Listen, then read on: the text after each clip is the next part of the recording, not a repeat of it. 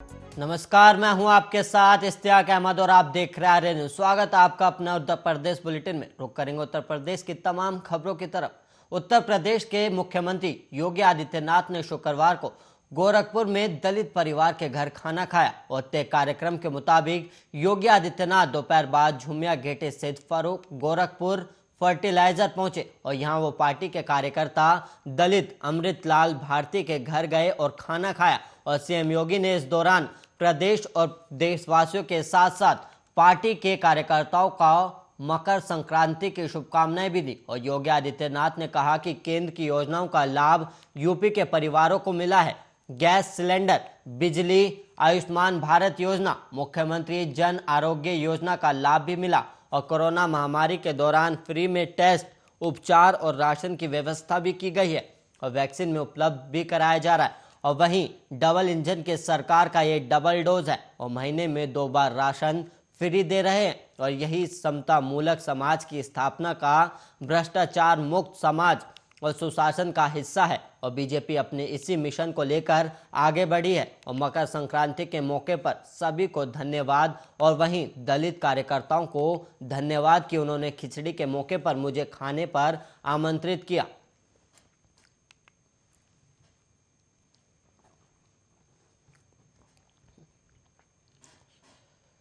उत्तर प्रदेश में विधानसभा चुनाव से पहले भारतीय जनता पार्टी के कई नेता शुक्रवार को समाजवादी पार्टी में शामिल हुए और सपा में स्वामी प्रसाद मौर्य, धर्म सिंह सैनी, ब्रिजेश प्रजापति, भगवती प्रसाद सागर, मुकेश वर्मा, रोशनलाल वर्मा, विनय शाक्य, अपना दल के चौधरी अमर सिंह, यूसुफ अली, नीरज मौर्य, हरपाल सैनी शामिल हो रहे थे। और वहीं इसके साथ ही बलराम सैनी, राजेंद्र प्रताप सिंह पटेल, अयोध्या प्रसाद पाल, बंशी सिंह पहाड़िया, अमरनाथ सिंह मौर्य, प्रदीप चौधरी पार्टी में शामिल हुए और मंत्री पद छोड़ने वाले दारा सिंह चौहान अलग से 16 जनवरी को अपने समर्थकों के साथ सपा की सदस्यता लेंगे। और यूपी में लगी आचार संहिता के बीच वर्चुअल रैली के माध्यम से ये सभी नेता आज सपा में शामिल हुए और इस रैली में सपा के राष्ट्रीय अध्यक्ष अखिलेश यादव भी मौजूद रहे। और तमाम नेताओं के पार्टी में शामिल होने के बाद स्वामी प्रसाद मौर्य ने अखिलेश यादव का पगड़ी पहनाकर सम्मान भी किया।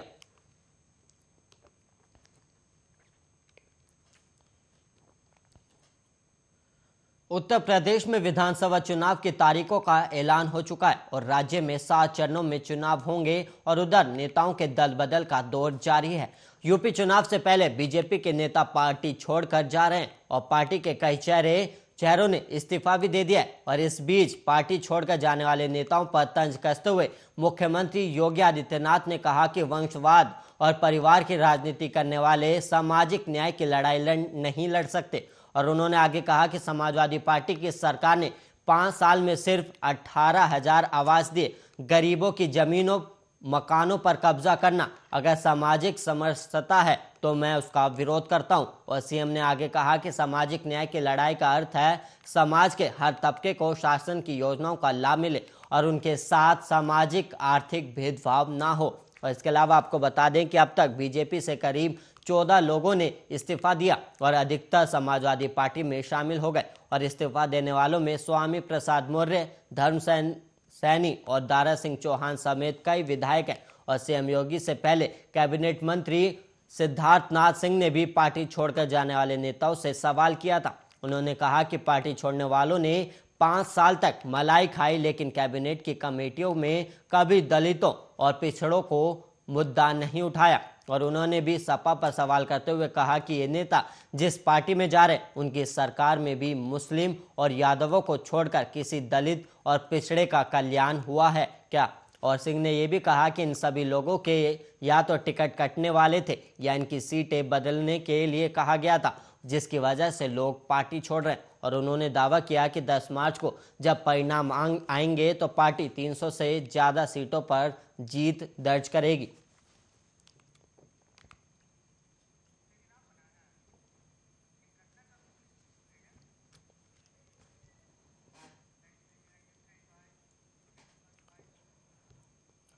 यूपी में विधानसभा चुनाव से पहले भारतीय जनता पार्टी के कई नेता शुक्रवार को समाजवादी पार्टी में शामिल हुए और इस दौरान सपा कार्यकर्ताओं को संबोधित करते हुए धर्म सिंह सैनी ने कहा कि अगर कोविड के प्रतिबंधन ना होते तो 10 लाख से ज्यादा लोगों की रैली करके अखिलेश यादव का स्वागत किया जाता। और उन्होंने अखिलेश को साल 2022 में यूपी का मुख्यमंत्री और साल 2024 में देश का प्रधानमंत्री बनाने की बात कही है। और वहीं पूर्व कैबिनेट मंत्री मौर्य ने कहा कि आज का दिन भारतीय जनता पार्टी के अंत का इतिहास लिखने जा रहा है। और मौर्य ने कहा कि आज बीजेपी के बड़े नेता जो कुंभकर्णी नींद सो रहे थे, जिनको कभी नेताओं, विधायकों और सांसदों से बात करने का वक्त नहीं मिलता था, आज उनकी नींद खराब हो चुकी है और उनकी नींदें नहीं आ रही हैं। और मौर्य ने आगे कहा कि बीजेपी के कुछ लोग कहते हैं कि 5 साल तक इस्तीफा क्यों नहीं दिया। कुछ लोग ये भी कहते हैं कि बेटे के चक्कर में बीजेपी छोड़ी।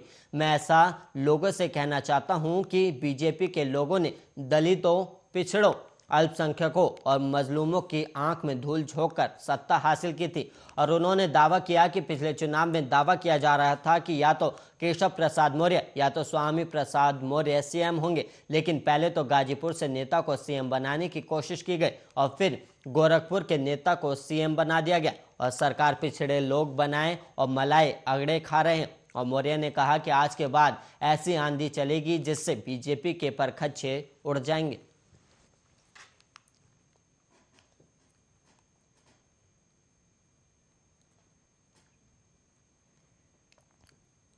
भारतीय जनता पार्टी की उत्तर प्रदेश इकाई ने कई नेताओं ने सरकार पर दलितों, पिछड़ों को सम्मान न देने और उनकी आवाज न सुनने का आरोप लगाते हुए पार्टी छोड़ दी। और अब बीजेपी इसी मुद्दे पर डैमेज कंट्रोल में जुट गई है ताकि चुनाव के ठीक पहले मची इस भगदड़ के गलत संदेश न जाए। वहीं यूपी कैबिनेट में मंत्री सिद्धार्थनाथ सिंह ने कहा है कि इस देश के सबसे बड़े ओबीसी नेता प्रधानमंत्री नरेंद्र मोदी हैं। और सिद्धार्थनाथ सिंह ने आगे कहा कि पार्टी छोड़कर जाने वाले नेताओं के संबंध में दावा किया है कि इन लोगों का टिकट कटने वाला था और कुछ लोगों से उनकी सीट भी बदलने को भी कही गई थी और इसलिए ये लोग पार्टी छोड़कर चले गए। और उन्होंने कहा कि 5 साल इन लोगों ने मलाई खाई, लेकिन कैबिनेट की कमेटियों में एक बार भी पिछड़ों और दलितों के लिए आवाज नहीं उठाई गई। और बीजेपी छोड़कर जाने वाले अधिकतर नेताओं के समाजवादी पार्टी में शामिल होने पर सिन्हा ने कहा कि जो लोग पार्टी छोड़कर जा रहे हैं वो सिर्फ ये बता दें कि सपा ने अपने कार्यकाल में यादव और मुस्लिमों को छोड़कर अन्य पिछड़ों और दलितों के लिए क्या किया। और इनको पता होना चाहिए कि जिस पार्टी में ये लोग जा रहे हैं वहाँ सिर्फ M+Y चलता है और M+Y के साथ अन्य पिछड़े वर्ग के लोग नहीं जुड़ते। और वहीं मंत्री ने बीजेपी के प्रत्याशियों की सूची के सवाल पर कहा कि कुछ दिनों पहले ही लिस्ट आ जाएगी। और सिंह ने यह भी दावा किया कि बीजेपी इस चुनाव में भी 300 से ज़्यादा सीटें हासिल करेंगी। और वहीं आपको बता दें कि पिछले कुछ दिनों बीजेपी के 3 मंत्री स्वामी प्रसाद मौर्य, धर्म सिंह सैनी, दारा सिंह चौहान समेत कुल 14 विधायकों ने और 14 लोगों ने पार्टी छोड़ दी।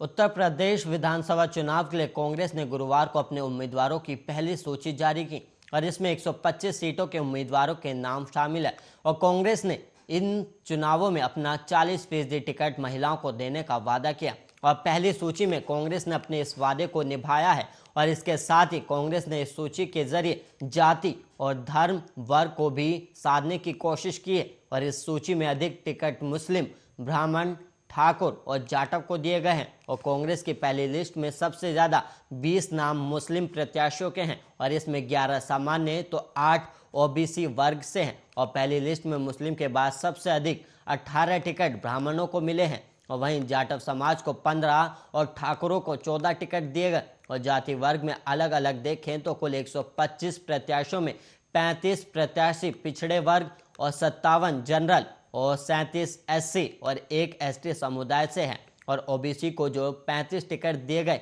उनमें 8 मुस्लिम, 5 कुर्मी, 5 यादव, 3 गुर्जर और 3 निषाद, 2 जाट, 2 जायसवाल और एक बघेल, गिरी, कांडू, कश्यप, लोधी, पाल, शाक्य शामिल है। और इसी तरह सामान्य वर्ग के 57 प्रत्याशियों में 18 ब्राह्मण, 14 राजपूत, 11 मुस्लिम, 6 बनिया, 2 खत्री, 2 सिख और एक भूमिहार, क्रिश्चियन, कायस्थ और पंजाबी है। और SC वर्ग के 32 प्रत्याशियों में 15 जाटव, 10 पासी, 4 धोबी, 2 वाल्मीकि और 1 कोड़ी, जबकि एसटी वर्ग में 1 टिकट गोंड समाज के प्रत्याशी को दिया गया और 125 प्रत्याशियों में 88 प्रत्याशियों को पहली बार टिकट मिला है, जबकि 15 प्रत्याशी ऐसे हैं जिन्हें दोबारा किस्मत आजमाने का मौका मिला है और कांग्रेस ने 10 ऐसे लोगों को टिकट दिया है जो तीसरी बार चुनाव लड़ने जा रहे हैं और इसके अलावा 7 प्रत्याशी चौथी बार चुनाव लड़ेंगे जो विधायक एमएलसी भी रह चुके हैं और 3 प्रत्याशी 5वीं बार चुनाव लड़ेंगे और 1 प्रत्याशी प्रदीप माथुर 7वीं बार चुनाव लड़ेंगे और प्रदीप माथुर इससे पहले 6 बार चुनाव लड़े, जिसमें 4 बार विधायक रहकर नेता विधानमंडल कांग्रेस भी रहे हैं और इस बार वो मथुरा विधानसभा सीट से अपनी किस्मत आजमाएंगे।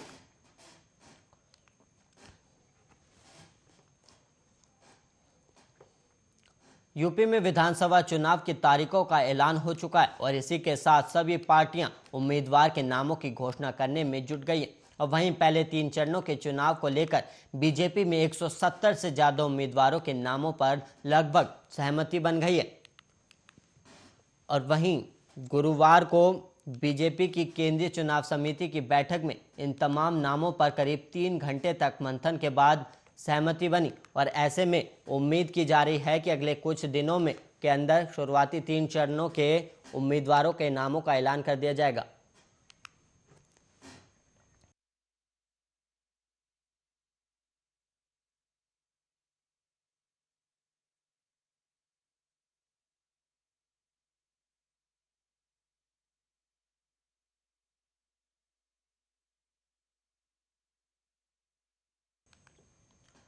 और वहीं सहारनपुर के नागल थाना क्षेत्र के गांव रसूलपुर खेड़ी में शुक्रवार सुबह एक सनसनीखेज वारदात हुई और यहां 5 बच्चों की मां की गला काटकर हत्या कर दी गई और जंगल में उसकी गर्दन कटी लाश पड़ी मिली और सूचना के बाद मौके पर पहुंचे सीओ और क्राइम ब्रांच की टीम ने फोरेंसिक की मदद से घटनास्थल की जांच पड़ताल की और मृतका के पति ने अवैध संबंधों के चलते पड़ोसी गांव निवासी मृतका के प्रेमी पर हत्या का आरोप लगाया है और पुलिस ने शव का पंचनामा भरकर पोस्टमार्टम के लिए भी भिजवा दिया और जानकारी के अनुसार गांव रसूलपुर खेड़ी निवासी मिश्री लाल की पत्नी सीमा गुरुवार की शाम 4 बजे अपने मायके से आई थी और पति के अनुसार रात 10 बजे वो अचानक गायब हो गई और वहीं परिजनों ने उसकी तलाश की लेकिन कोई सुराग नहीं मिला और शुक्रवार की सुबह गांव के लोग जब खेतों की तरफ गए तो एक खेत में सीमा की गला कटी लाश पड़ी मिली और इसके बाद मौके पर लोगों का हुजूम इकट्ठा हो गया और सूचना पर सीओ देवबंद दुर्गा प्रसाद तिवारी, थाना अध्यक्ष बीनू चौधरी, क्राइम ब्रांच और फोरेंसिक टीम मौके पर पहुंची और जांच पड़ताल के बाद पुलिस ने शव का पंचनामा भरकर पोस्टमार्टम के लिए भेज दिया।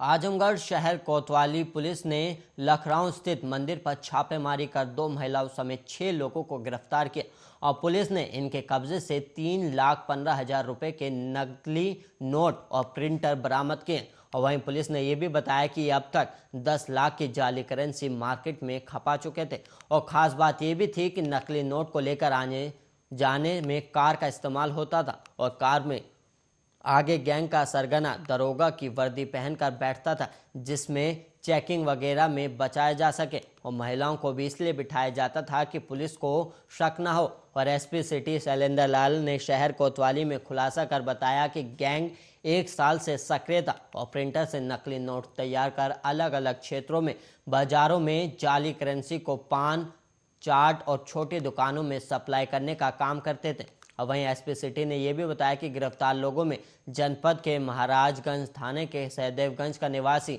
रामचरित यादव उर्फ साधु लीडर है और यही वर्दी पहनकर गाड़ी में आगे बैठता था और अन्य लोगों में सहदेवगंज का निवासी प्रेम विश्वकर्मा, रोनापार थाना के इस्लामाईपुर का निवासी आशीष चंद, रोनापार थाना के ही बनहरा का निवासी राजेश सिंह, महाराजगंज थाना के गोरखपुर की निवासिनी मनीता, कप्तानगंज थाना के तेरही की निवासिनी सुषमा विश्वकर्मा है और शहर कोतवाली पुलिस और स्वास्थ्य प्रथम टीम की संयुक्त कार्रवाई में इनको पकड़ा गया और एसपी सिटी ने यह भी बताया कि पकड़ने वाली टीम को 25,000 रुपये का इनाम भी पुरस्कार के रूप में दिया जाएगा।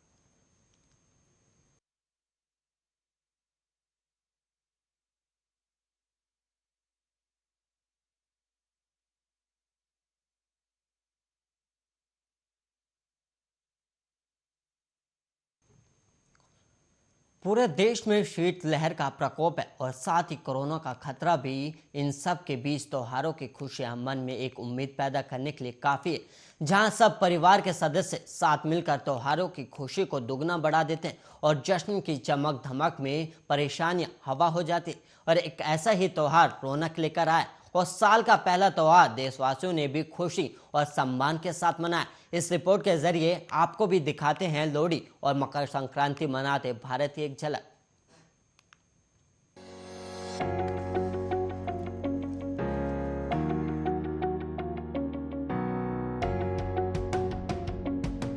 लोहड़ी का त्योहार पूरे उत्साह और उमंग के साथ मनाया गया।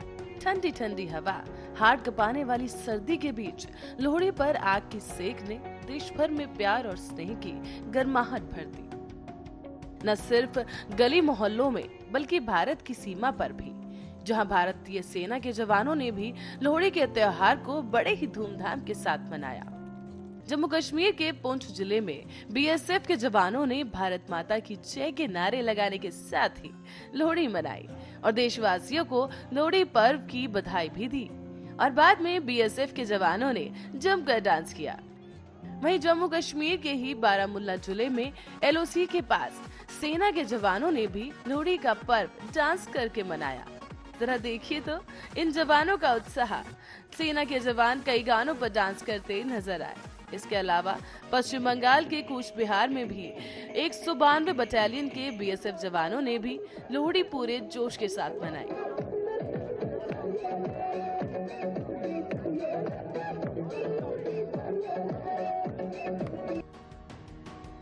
आपको बता दें कि लोहड़ी का पावन पर्व हर साल मकर संक्रांति के ठीक एक दिन पहले मनाया जाता है। खुशियों की सौगात देने वाला ये त्योहार हर किसी को बहुत पसंद होता है। मान्यता है कि लोहड़ी का त्योहार नव विवाहित जोड़ों और नए जन्मे शिशुओं के लिए बेहद खास होता है। घर में आए हुए नए सदस्य का लोहड़ी में खास रूप से स्वागत किया जाता है। लोहड़ी को पहले तिलोड़ी कहा जाता था।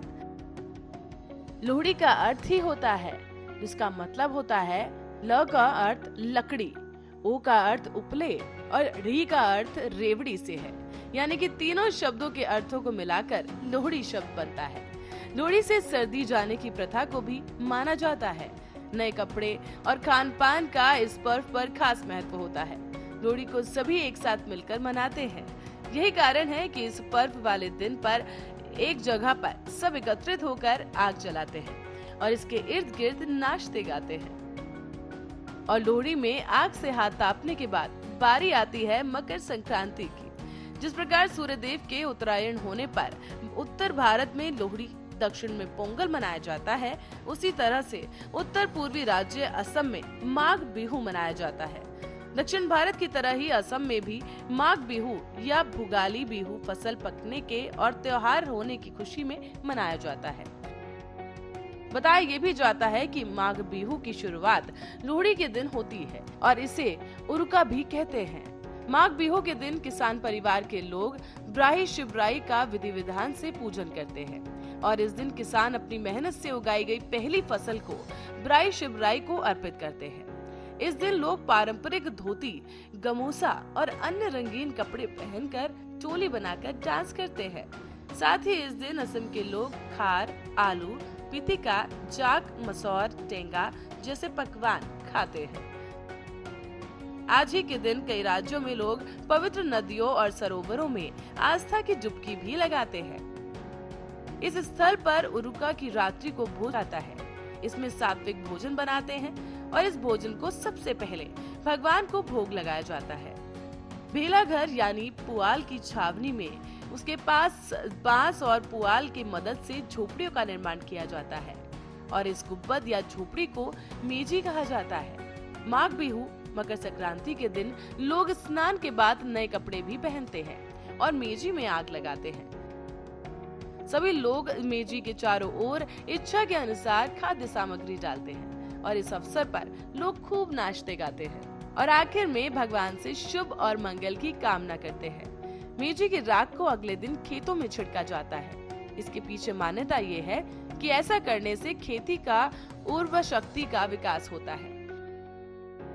अब आपको एक झलक दिखाते हैं दक्षिण 24 परगना पश्चिम बंगाल की, जहां मकर संक्रांति के अवसर पर गंगा सागर मेले में पहुंचे श्रद्धालुओं ने पवित्र स्नान किया। तो वहीं उत्तर प्रदेश में भी मकर संक्रांति के अवसर पर वाराणसी में श्रद्धालुओं ने गंगा नदी में पवित्र स्नान किया। इसी कड़ी में हरिद्वार में भी मां गंगा की डुबकी लगाने पहुंचे श्रद्धालुओं के लिए कोरोना के मद्देनजर खास तैयारियां की गई, ताकि त्योहार की खुशियां कहीं फीकी न पड़ जाएं। और अब आपको लेकर चलते हैं दक्षिण भारत की ओर, जहां तमिलनाडु में पोंगल उत्सव मनाया जा रहा है। इस दौरान बैलों पर काबू पाने वाले लोकप्रिय खेल जल्लीकट्टू खेला जाता है। आज मदुरई के अवनियापुरम में कोविड दिशा निर्देशों के अंतर्गत ये खेल शुरू हुआ और इस खेल में 200 से अधिक बैल हिस्सा ले रहे थे।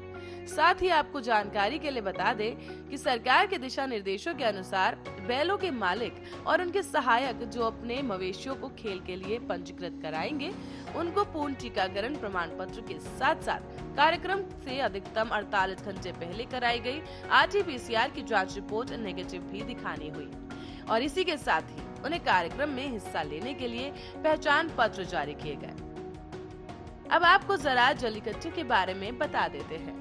दरअसल ये खेल सांडों को काबू करने का एक पारंपरिक खेल है। इसमें खास तरीके से सांडों को बंद जगह से छोड़ा जाता है, जिसका बाहर खेलने वालों की फौज मुस्तैदी के साथ इंतजार करती है। और इस खेल को देखने के लिए बैरिकेडिंग से बाहर बड़ी संख्या में दर्शक भी जमा रहते हैं। सांड को जैसे ही छोड़ा जाता है, उसे पकड़ने के लिए लोग टूट पड़ते हैं और उस पर काबू पाने की कोशिश की जाती है। खेल में असली काम सांड के कुबड़ को पकड़कर उसे कैसे भी रोककर उसके सींग में कपड़े में बंधे हुए सिक्के को निकालना होता है। खैर, नाम कोई भी हो, क्षेत्र कोई भी हो, पर नए साल में त्योहार के पावन दिन आ ही गया और जब लोग आज इस दिन को हंसी खुशी और उत्साह के साथ अपनों के साथ त्योहार की रौनक को बढ़ा रहे हैं और सर्दी में सर्दी का आनंद ले रहे हैं। Special report Arya news.